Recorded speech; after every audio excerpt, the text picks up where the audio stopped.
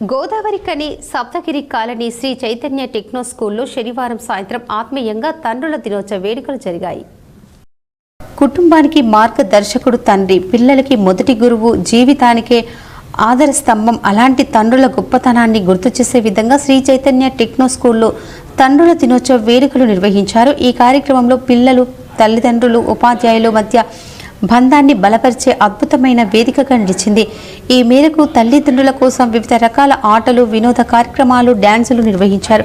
పిల్లలు తమ ప్రతిభను ప్రదర్శిస్తూ తండ్రులకు అంకితంగా సాంస్కృతిక ప్రదర్శనలు ఇచ్చారు. విజేత తల్లిదండ్రులకు బహుమతులను కూడా పంపిణీ చేశారు. ఈ కార్యక్రమానికి ప్రిన్సిపల్ శ్రీనివాస్ అధ్యక్షతన వహించగా తండ్రుల ప్రాధాన్యత, బాధ్యతల విలువలను వివరించారు.